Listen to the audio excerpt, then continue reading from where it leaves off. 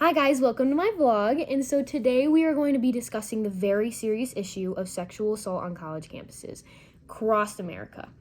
It has been a huge epidemic going on, not just today, not just this year, but for a very long time. And so rape culture back then used to be frowned upon very much, and because men had the upper hand and women were not taken seriously, their rights weren't taken seriously. But now it is not dishonorable anymore, and women are able to get rights for themselves, and they're able to get justice for themselves and defend themselves. And so I originally started with how the hashtag #MeToo movement has given women the opportunity to raise awareness of the sexual assault and the abuse they've faced in their lives.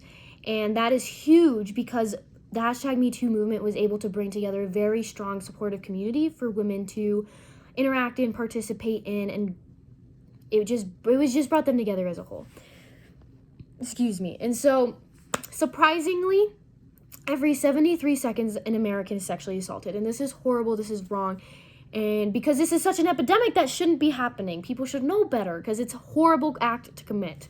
So in order to eliminate others from committing the issue overall, it needs to be discussed before college, more importantly to children. Children nowadays need to be raised with awareness and how to have a sense of power and confidence, not vulnerability and weakness, especially women, especially little girls. We cannot raise girls with the knowledge that they are too weak to defend themselves because they won't ever know any better. And those who hold in their trauma, it has been shown that it can require long-term therapeutic intervention, and this is because it causes psychological damage, and this is horribly wrong. And so this is why we need strategies and technologies, and this is why it needs to be promoted so we don't have to deal with this, and those victims don't have to deal with it.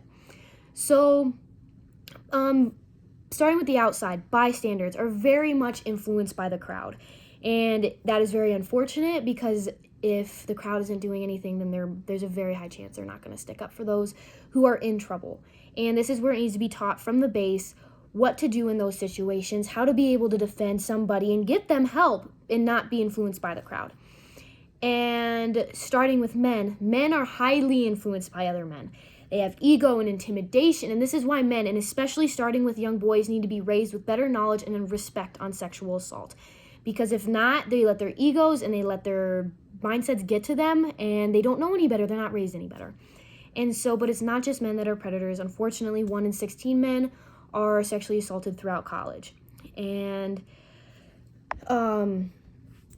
this is why, and that's men, and women are also sexually assaulted very highly throughout college. And this is why protective behavioral strategies are the main technology that need to be increased on college campuses. Protective behavioral strategies are huge. They have been proven successful countless times, multiple colleges and universities across the United States. And this consists of fighting techniques, taking action, reducing emotion, increasing awareness, and knowing what to do when you're in the predicament of being sexually assaulted or something is going on. And it was shown that if a woman participates in an assault training program during her first year of college, her chances of being raped are reduced by 50%. That is huge. And if that drastic of a change is possible, it should be implemented everywhere, across every college in the United States. And self-defense classes, mandatory online classes and information, and strategic fighting routines that the college provides should be mandatory. They have been proven successful, and if the college provides them with that, with students with that, and makes it mandatory and gives them the opportunity to learn, they're going to take it, and they need to take it so it can reduce sexual assault. Unfortunately, college kids love to go out, and alcohol highly inhibits your senses. It will make you won't be in the right state of mind. You're not in the right state of mind, you're just not able to focus. You're not able to know what's right. And then when you're not in your right state of mind, when you look weak because your senses are inhibited, men see that and they feel like they can take advantage of that. And that's why women need to be taught and women need to be known better. And it just needs to be taught mandatory that how to not have those inhibitors on them and be able to protect themselves. And women need more information and training on how to protect themselves effectively without the victimization of a perpetrator. And so another technology / strategy that has been proven successful is compelled disclosure. And compelled disclosure is when employees are aware of what's going on with an individual student, and they must report it to officials at university. It is required. This has been proven successful because the individual is a lot of the time is too nervous and too scared to get justice for themselves. So the university official is able to report that, get justice for themselves, and change their ways at the school permanently. And so the last technology that I thought was absolutely the coolest is not a technology like a defense class or a training. It is actually a technology in your brain that you're able to change, and that's why I thought this one was the coolest. And this is called technologies of gender. And this is the idea of how certain genders choose to view each other and the way they display it in their head and the way they want to judge each other and the way they act upon that. And it was shown that women trying to enhance equality cause men to become sexually aggressive because men in those situations don't technically feel equality against women because back in then we were not equal to men.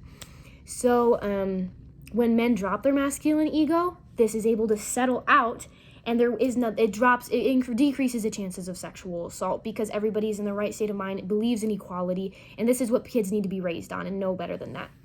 And so the university I am attending, University of Nevada, Reno, thoroughly tries to stop sexual assault, and they provide many resources for victims and people who want to be able to protect themselves, and the Title IX office provides a bunch of information on that.